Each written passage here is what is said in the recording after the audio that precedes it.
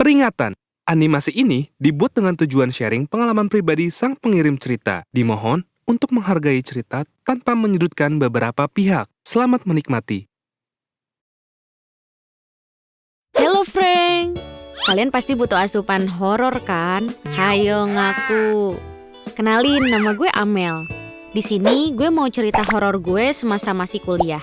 Pas tahun 2021 kemarin, kampus gue tuh lagi ngadain program KKN di Kota P. FYI, kegiatan ini berlangsung selama 1 bulan. Dari Januari ke Februari. Yang namanya KKN, pasti kita bakalan dibagi per kelompok dari macam-macam prodi. Kebetulan kelompok gue gabungan dari prodi Penjaskes, Pendidikan Bahasa Inggris, sama PGSD. Nah, kita tuh disebar di 4 pos. Dan tiap pos jaraknya jauh-jauh gitu. Udah beda desa gitu guys. Kebetulan di pos gue cuman ada 12 orang. Sedangkan di pos lain jauh lebih banyak. Sebelum memulai KKN, gue sama teman-teman survei ke tempat pos yang bakalan kita huni saat KKN. Finally, tibalah saatnya di hari pertama kita KKN. Kita semuanya ngumpul di pos buat diskusi apa aja yang mau kita jalani di sini. Ya, kayak program kerja gitulah. Terus kita juga bagi jadwal piket di setiap harinya. FYI, pos yang kami tempati adalah rumah kosong yang cukup lama tidak dihuni oleh pemiliknya karena sudah meninggal. Jadi cuma dipakai sama pihak keluarga kalau ada keperluan penting aja. Rumah ini punya 3 kamar yang cukup luas. 2 kamar ada di depan dan 1 kamar di belakang. Dapurnya berada di samping kamar perempuan dan ruang tengahnya juga cukup luas banget buat diskusi atau kalau mood bisa buat duel sumo. Tapi anehnya pas gue ngeliat kamar belakang, ada perasaan gak enak saat itu. Cuman gue orangnya gak mau mikir banget, jadi ya gue abaikan begitu aja perasaannya. Hari pertama KKN, kami melakukan aktivitas layaknya mahasiswa KKN. Ngerjain proker, dibantu akamsi alias anak kampung sini. Nah, berhubung di kelompok gue tuh mahasiswanya beberapa ada yang udah berkeluarga, jadi nggak bisa full nginep di sini. Paling ya weekend doang. Dari 12 orang ini, yang tinggal di pos cuma 8 orang, termasuk gue, Meli, Lala, Aisyah, dan Mala. Nah, kalau cowoknya ada Abdul, Rozak, sama Indra. Sedangkan yang nggak tinggal di pos itu ada Nita, Mei, Redi, sama Bella. Setiap hari kita ngebantu ngajar di SMP dan SD setempat. Kita juga join bantu-bantu kalau ada kegiatan warga di sini. Beberapa hari setelah tinggal di rumah ini, gue mulai ngerasain hal aneh. Bawaannya kayak ada orang yang ngeliatin gue gitu. Nah, jadi waktu itu Abdul, Rozak, dan Indra udah tidur di ruang tengah. Anak-anak cewek tuh udah pada istirahat di kamar. FYI, lampu ruang tengah tuh selalu dimatiin kalau pada tidur malam. Jadi pas tengah malam, gue kebangun buat sholat tahajud.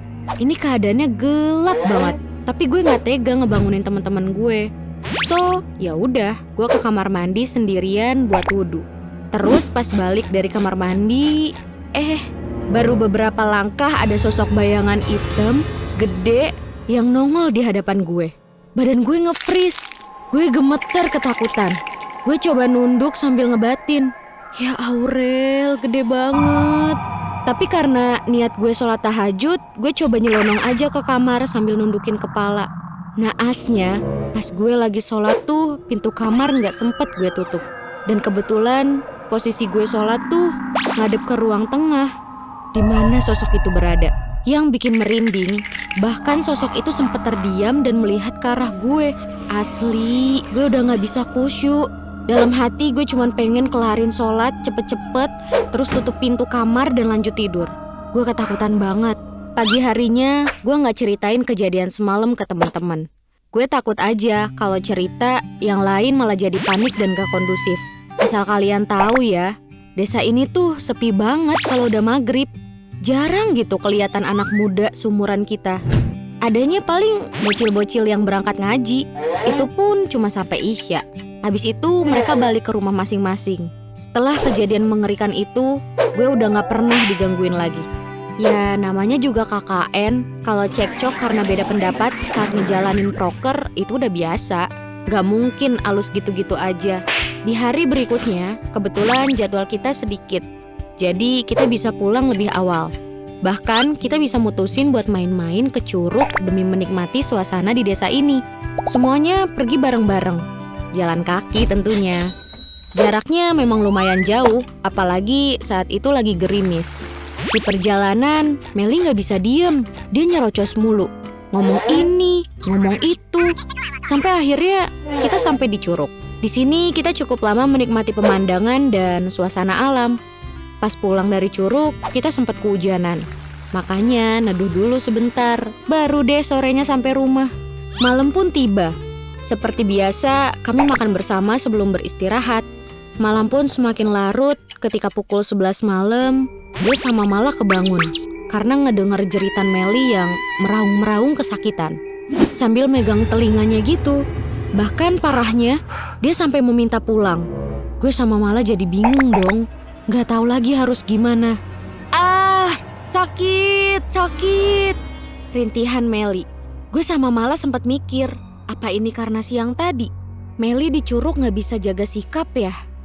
Deh. Gue berusaha nenangin dia. Pokoknya malam itu malam yang panjang banget. Kita semua anak satu pos berusaha menenangkan Meli. Keesokan harinya, Meli udah gak ngeluh kesakitan. Tapi anehnya, dia gak mau jawab setiap pertanyaan yang kita tanyain. Dia malah diem aja, gak kayak biasanya. Padahal dia orangnya talkatif banget. Ya, seperti hari-hari sebelumnya. Ada yang aktif ngebantu ngajar di SMP.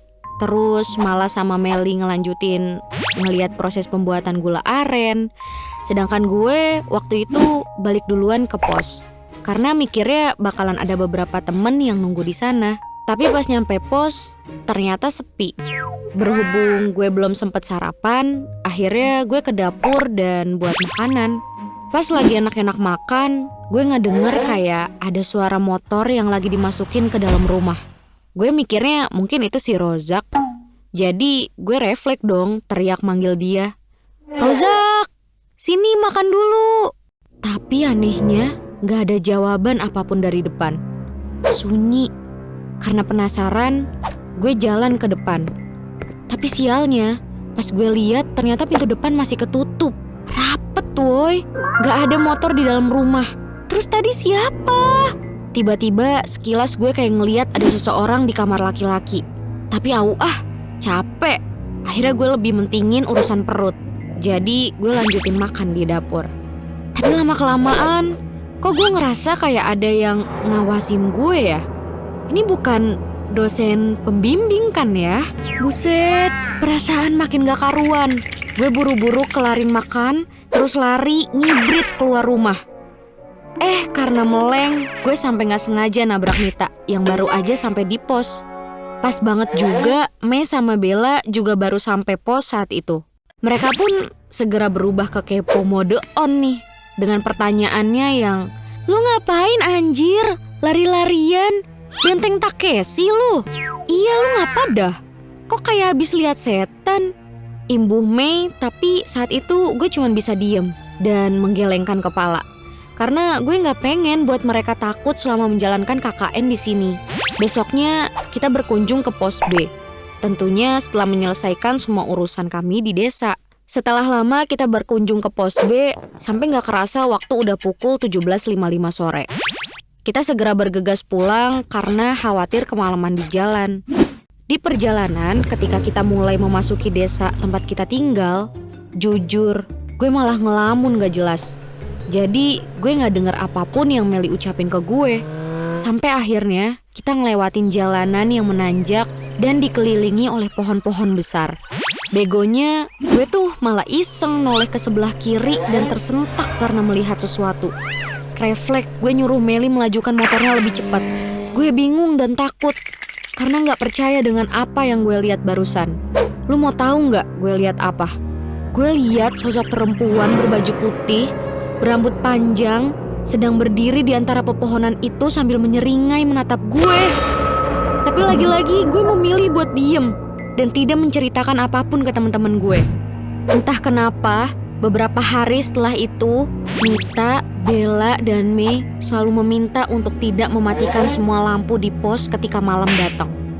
Kita pun menurutinya, tapi malam itu Abdul nggak bisa tidur dengan berkali-kali menelpon ke HP gue. Ya, tapi nggak gue angkat teleponnya karena sinyalnya zonk banget bro di sini. Nah, baru deh pas subuh Abdul cerita ke kita semua kalau dia ngeliat pintu ruang tengah bergerak sendiri. Seperti ada yang memaksa buat masuk. Dan dia juga mendengar suara deru motor seperti sedang dimasukkan ke dalam rumah. Seremnya lagi, ditambah dengan suara lolongan anjing seperti sedang marah. Katanya Abdul, waktu itu dia udah nyoba ngebangunin Indra dan Rozak. Tapi nggak ada dari mereka yang terbangun sampai akhirnya dia mencoba nelpon gue. Duh, jadi nggak enak nih gue sama Abdul. Karena gue nggak ngangkat teleponnya dia semalam. Kita semua sontak kaget dengan apa yang diceritakan Abdul. Tapi kita berusaha berpikir positif. Karena program KKN kami di desa itu hampir selesai. Waktu pun berlalu begitu aja. Tiba di mana hari terakhir kita melaksanakan proker kami. Sebelum mengakhirinya, kita mengumpul di depan pos sampai kita semua menceritakan kejadian aneh yang kami alami selama KKN di pos itu. Jujur gue kaget. Gue pikir cuma gue doang yang diganggu. Ternyata enggak. Hampir dari kami semua diganggu oleh penunggu rumah itu. Seperti saat gue dan Abdul yang mendengar suara deru motor masuk rumah di malam hari, ternyata Bella dan suaminya pun mengalaminya saat dia baru sampai di pos. Dia juga melihat ada Aisyah yang sedang memasak di dapur, padahal jelas-jelas Aisyah nggak ada di situ. Nah, siapa dah tuh yang masak? Itulah alasan kenapa dia minta ke gue buat nggak matiin lampu ketika malam tiba. Dan lebih kagetnya lagi, setiap tamu yang mampir ke pos selalu melihat sosok tinggi, besar, hitam berada di belakang kamar laki-laki. Kami semua tahu rumah ini kosong sejak ditinggal oleh pemiliknya. Namun semua barang-barangnya masih tersimpan rapi di dalam rumah. Kami bersyukur masih bisa melewati ini semua sampai program KKN kami selesai. Entah apa dan siapa yang mendiami rumah itu selama kosong, yang jelas makhluk seperti itu memang benar adanya. Dan mereka hidup berdampingan dengan kita setiap hari. Oke guys, udah selesai ya ceritanya. Jadi saran gue kalau lagi dalam keadaan kayak gini, please tenangin diri dulu. Ingat, kita punya Tuhan yang akan melindungi kita. So, kalau kalian suka, silahkan klik tombol like, share, dan komen, serta subscribe channel Gue Punya Cerita. Dadah!